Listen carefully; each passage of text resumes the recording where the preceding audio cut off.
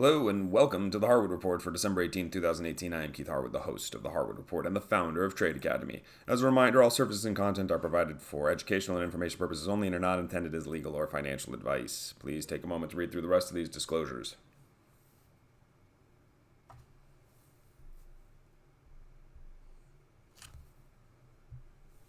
Alrighty, obviously equities are getting crazy here. There is some stuff going on in bonds heading into the FOMC tomorrow. We've got a bunch of stuff happening with gold heading into the FOMC tomorrow and everything going on with the China trade war. We're going into the end of the year. People are selling oil again as well. Let's just skip the summary here and go straight to the valuable stuff. First off, fear and greed is telling us we are extremely oversold. What does that mean? That means that we have a potential for a violent dead cat bounce. It doesn't mean a bull market. We need from my perspective, to get into a bull market and reverse this bear trend, we're going to need a fundamental update on the China situation. Without that, what do we have? A bear market with violent bounces that catch shorts getting out at the wrong time or new longs getting in on bull traps. All this stuff's showing extreme fear, and we can clearly see it, especially here. Okay? So let's look at that chart.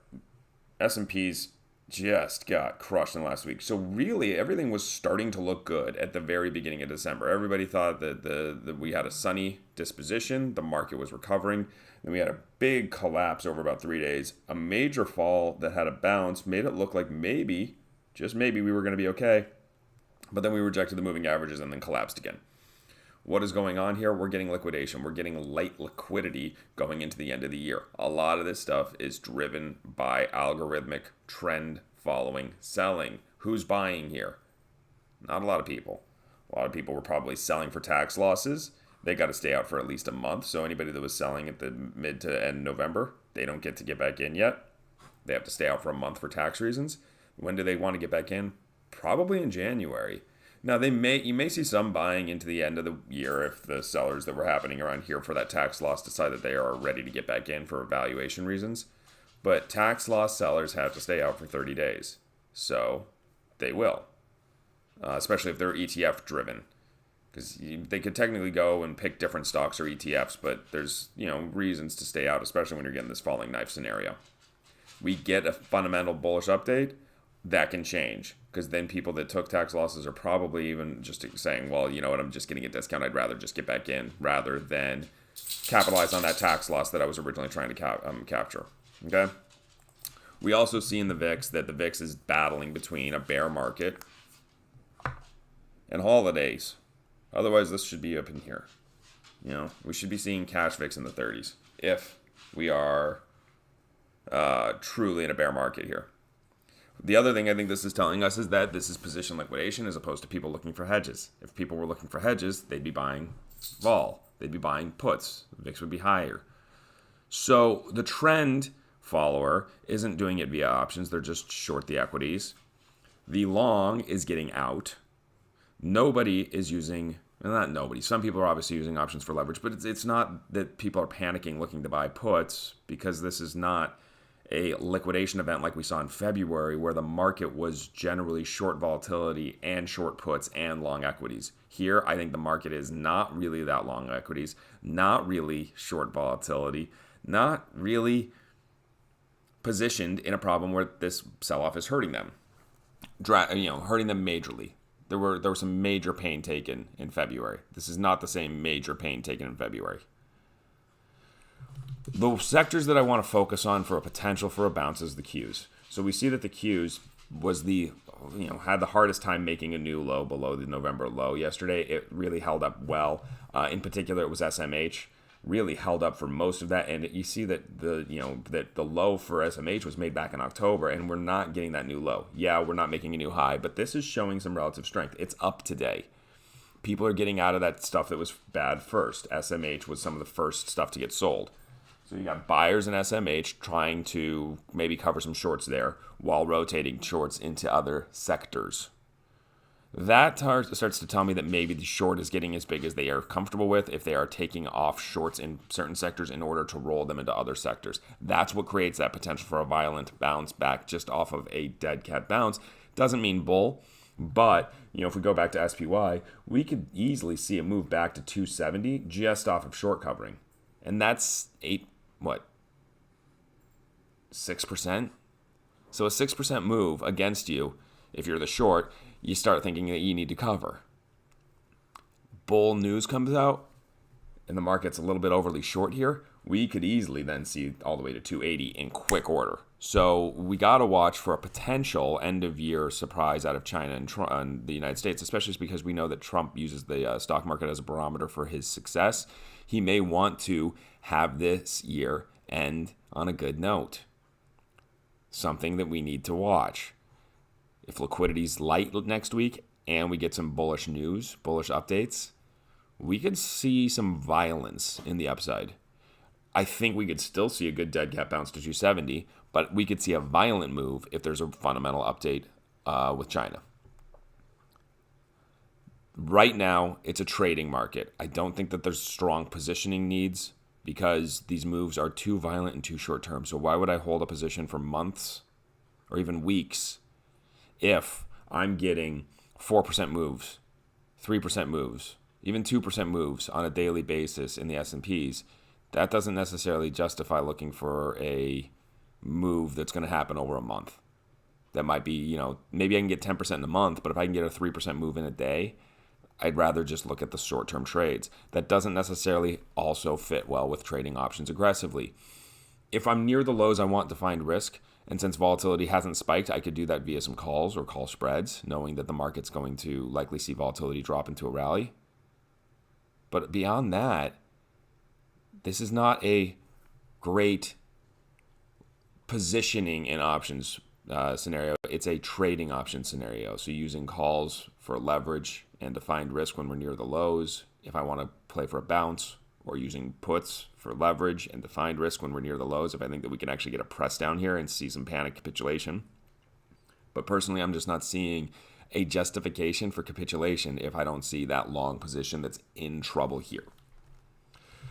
I also want to touch on IWM before I move to the other stuff, but because IWM is a little bit strong relative to the other indices today, it has been one of the bigger shorts. So again, similar to SMH, it was one of the early ones to break. It's starting to get some money flow back in. This, I think, is just some shorts trying to rotate out of IWM, out of SMH, and into some of the other sectors. Okay, so if they're getting out of those sectors that they had been short, that starts to tell us some information. It starts to tell us things like the fact that they want to close off some of their shorts, and that's why I think that this dead cat bounce is the more likely move in the short term than the capitulation break in the short term. TLT is going to be driven entirely by the Fed tomorrow. There is some bullish flow here, obviously, because people are expecting fewer and fewer rate hikes as the market goes down. So bonds are actually trading the way they should be with equities weak. Equities fall, people go risk off, they go into bonds. The problem is the other way around could move both of them aggressively. So there was a big short in the bond market. That seems to be getting coverage here. As we started to rally, they got out quickly, especially as the market was falling. Let's just watch for the Fed tomorrow. The Fed tomorrow is going to be the driver on this. The volatility is not necessarily cheap in bonds, since it really shouldn't be going right into a Fed meeting tomorrow. So there's not a huge trade here that I see until after the Fed. If the Fed does something and then bonds start to break, that's going to tell me that, look, we can start playing for a 115-ish board in bonds. And if the bonds continue to rally, then I'm looking for 123. So, it's a quick move and it's a quick trade. But right now, there's no trade on it because why would I try to position with vol expensive and too big of moves going on in equity land to really spend a bunch of time and capital on TLT. Where there is something that's actually starting to get a little bit interesting is the dollar. So you can see dollar yen has used the 100-day moving average as support over and over and over again. It's retesting it today.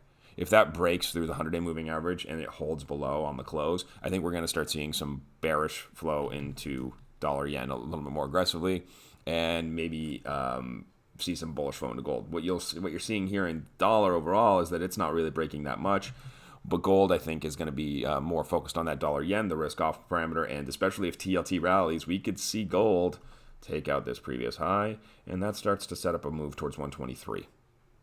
That's a bit of an aggressive move. I like looking at that again after the Fed tomorrow, because the Fed tomorrow is going to change the way the dollar and bond yields and everything else are being priced out for the longer term, and that's going to have an impact on gold. Silver I like a little bit more than gold because volatility is cheaper, and that move is really high. So we're talking about a 10-12% move in silver. So if I was going to position in the metals right now, I would rather go into silver than in gold. But that's because silver volatility is cheap and the potential upside is great. Finally, I want to go to the oil names. So USO, you can see, is just falling off of a cliff here. It's down to $10. This is just getting nasty. If I do it in CL futures, crude oil futures here, you'll see the actual pricing here is below $50. That was the level that seemed to be holding, and then it's not holding anymore. Why? People are worried about global growth. People are worried about all sorts of stuff, and that's going to hit oil along with equities. Again, prone to violent short covering rallies, but again, there's not a good trade there right now in my view until we start to see any sort of support here. And there's no real support in crude. We're getting better support in the equity market. That's a nearer term trade. That's going to happen first. XLE still making new lows as a result of what's going on here. OIH was actually looking a little bit better overall. It's making new lows, but it's not falling out of bed. Maybe that's as sold off as it's going to get. Same idea as that concept of people closing out some of their best shorts and looking for new shorts. So if the oil market starts to find a floor here, XLE and OIH could really be prone to a short squeeze from that perspective as well. So a lot of stuff can be prone to short squeezes here. XLE and OIH, I think, are great candidates for short squeezes. I think dead cat bounces throughout the market, the Qs being the one that seems the most likely, especially with SMH relatively strong. That's kind of my summary of all that stuff. If you want to know how I'm looking at those in options terms, you guys sign up for the Harwood Report Premium report. I give you kind of some more specific trade ideas that fit with some of these technical philosophies so that you guys can get a sense of how the term structure and skew and all these other things are fitting into my trading philosophy for the week. I also do a midweek video update. It's $49 a month. First week's free. Take advantage of it now. We're coming into the end of the year.